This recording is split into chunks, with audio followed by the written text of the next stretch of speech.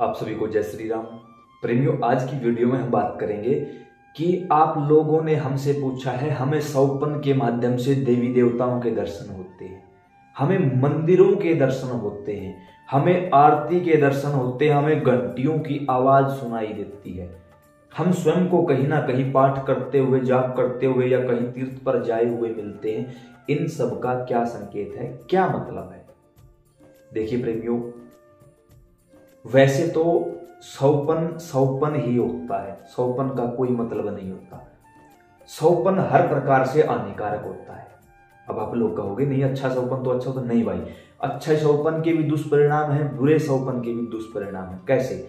मान के चलो आपने कोई गंदा सपना देखा, आप डरे हुए हो तो आपको डर लगेगा, भय लगेगा, हुआ ना दुष्परिणाम।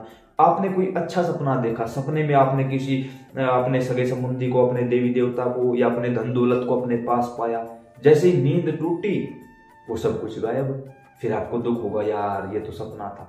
तो सौपन का हमेशा दुष्परिणाम होता है। तो इसका हल क्या है? जागृति, जागना। बस कौन है जागा?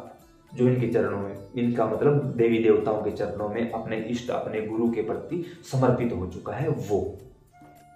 अब बात करते हैं सौपन से मिलने वाले संकेत की। जब हमें सौपन के माध्यम से कोई भी देवी देवता का संकेत मिले, अगर आप पूजा पाठ नहीं करते और आपको सौपन के माध्यम से देवी देवता के संकेत हो रहे हैं, ज्यादातर लोगों का यही सवाल रहता है कि मुझे सौपन में वानर दिखाई देते हैं, वानर काटते हुए दिखाई देते हैं, तो समझो कि आपने किसी काम को लेकर बाबा हनुमान की कोई भेंट, कोई वस्तु बोली हुई है कि या तो साला सराऊंगा, रोट लगाऊंगा, भोग लगाऊंगा, कोई और तमन्ना बोली हो, पैदल निशान चढ़ाऊंगा, कुछ ना कुछ बोला हुआ है, इसलिए वो वानर आपको काटते हुए दिखाई देते हैं कि आजा, तूने काम बोला था, काम तो हो चुका है, लेकिन आपने अभी तक अपनी मन्नत पूरी नहीं की है जो मांग के गए थे।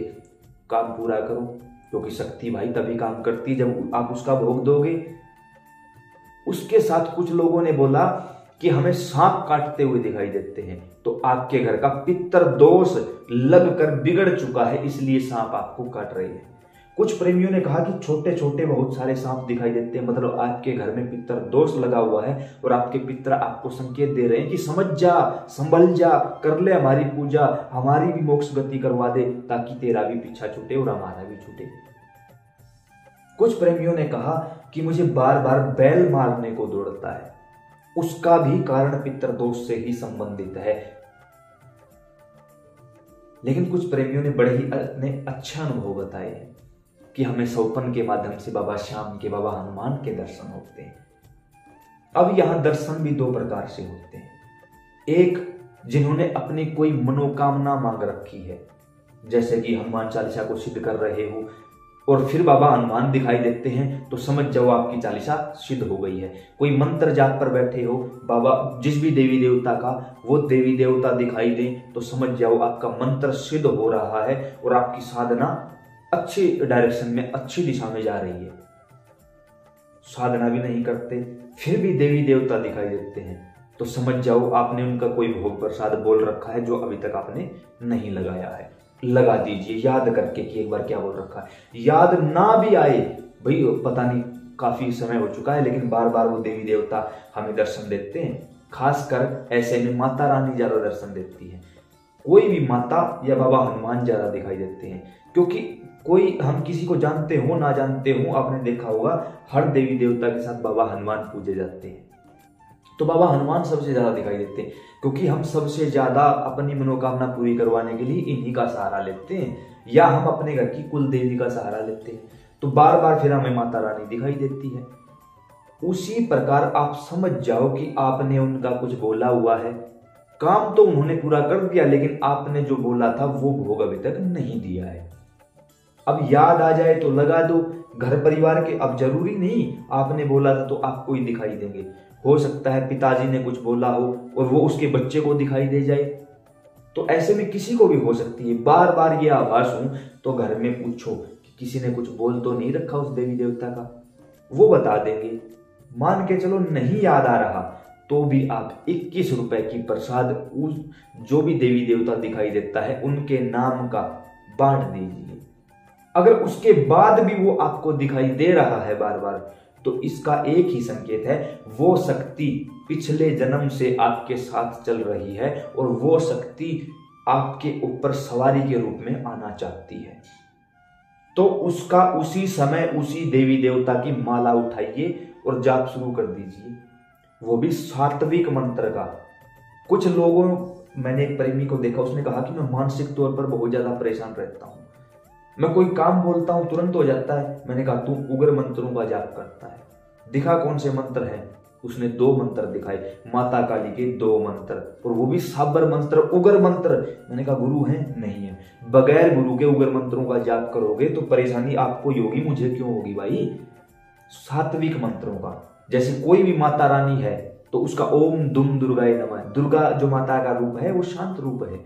और कोई मंत्र नहीं मिलता, बाबा हनुमान का करना है, ओम श्री हनुमते नमः, ओम श्री हनुमते रामदूताय नमः, राम राम राम का जाप कीजिए।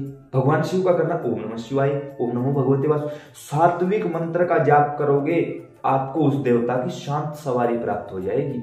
उग्र मंत्रों का जाप करोगे तो वो चीज आपको परेशान करेगी, वो सवारी आपके ऊपर आना चाहती है। जाप शुरू कर दीजिए और किसी गुरु की शरण में चले जाइए। कुछ लोगों ने कहा कि आजकल तो लोगों ने धंधा बना लिया, गुरु मिलते हैं। भाई गुरु तो मिलते हैं, आप शिष्य नहीं बन पाए। याद रखना भाई, आज तक किसी भी भगत को भगवान को प्राप्त करने के लिए कहीं नहीं जाना पड़ा, भगवान आए हैं उसके घर। और आज तक किसी भी शिष्य को गुरु ढूंढने के लिए कहीं नहीं जाना पड़ा, खुद गुरु चल के आए हैं उसके घर। तो जिस दिन आप भगत बन जाओगे उस दिन भगवान आ जाएंगे, जिस दिन आप शिष्य बन जाओगे उस दिन गुरु आ जाएंगे। अरे यहाँ इनके सामने बैठकर गा, कोशिश कर, प्रयास कर, प्रयत्न कर अपने घर के कुल देवी कुल देवताओं के सामने कि मैं नालायक हूं, मुझे किसी गुरु की शरण में भेजो, जरूरत है मुझे गुरु की। जब आप अनुनय विनय के साथ अंदर से रोना शुरू कर दोगे, अपने अंदर शिष्य का भाव जागृत कर लोगे, उसी समय नारायण किसी गुरु का रूप लेकर आपके घर आ जाएंगे। और जो इंसान गुरु को इंसान समझने की गलती करता है, बस वो वही मार खा जाता है। जब भगवान आपके लिए किसी गुरु का चुनाव करके भेजते हैं ना, तो वो अपने ही अंश को आपके पास भेजते हैं। तो आपकी नजर में, दुनिया की नजर में वो पता नहीं क्या है, लेकिन आपकी नजर में वो साक्षात भगवान है। कुछ लोगों ने कहा क्या गुरु बदल सकते हैं? बदल सकते हो भाई, 1000 बार भी गुरु बदल सकते हो, लेकिन जो एक का नहीं हुआ क्या वो दूसरे गुरु का शिष्य बन जाएगा? ना भाई, किसी एक का चुनाव करिए, परख कर चुनाव करिए, देख परख हर प्रकार से, और फिर अपने आप को न्यौछावर कर दीजिए, किसी एक के हो जाओ बस। वो हर एक चीज को आपका बना देगा वो, मेरे राम। इस प्रकार आपके संकेत बढ़ते चले जाएंगे, आपकी साधना बढ़ती चली जाएगी और उस देवी देवता के अंश आपको प्राप्त हो जाएंगे।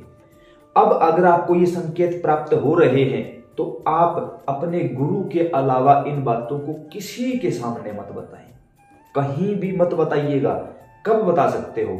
जब उन संकेतों के माध्यम से आपकी मनोकामना पूरी हो जाए, या उन संकेतों के माध्यम से आपको उस देवी देवता की सवारी मिल जाए, तो आप इन बातों को फिर किसी को भी बता सकते हो, फिर प्रॉब्लम नहीं। लेकिन जब साधना चल रही है और साधना में संकेत हो रहे हैं, तो वो सिर्फ और सिर्फ गुरु से बताएं और किसी को ना बताएं। ज्यादा जरूरी है, या कुछ ऐसे संकेत हैं तो या तो अपनी माँ, अपने पिता या अपनी पत्नी को बताएं, वो भी उनको बताएं। मान के चलो घर में आपको लगे कि मैं हूं और मेरी पत्नी भी ऐसे ही विचारों की है, तो ही बताएं उसको। लगे ना कि हमारे विचार मैच नहीं करते, फिर ना बताएं उसको, फिर वो गलत डायरेक्शन में हो जाएगा, फिर वो संकेत होने बंद हो जाएंगे। तो सौपन के माध्यम से आप लोगों को जो भी देवी देवता के दर्शन होते हैं वो बड़े ही अच्छे संकेत होते हैं, बहुत अच्छे संकेत होते हैं। अब आप देखिए जो मैंने बताया है, आपको किस प्रकार से दर्शन हो रहे हैं, आप उसी के अनुसार साधना, सेवा, पूजा पाठ शुरू कर दीजिए। बहुत जल्दी वो देवी देवता आपके ऊपर कृपा कर देंगे, आपको किसी योग्य गुरु की शरण में भेज देंगे। तो उम्मीद करता हूँ जानकारी समझ और पसंद आई होगी। अन्य प्रेमियों के पास शेयर करने की जिम्मेदारी आपकी है, और बने रहिए आपके इस परिवार के साथ। जय श्री श्याम, राधे राधे।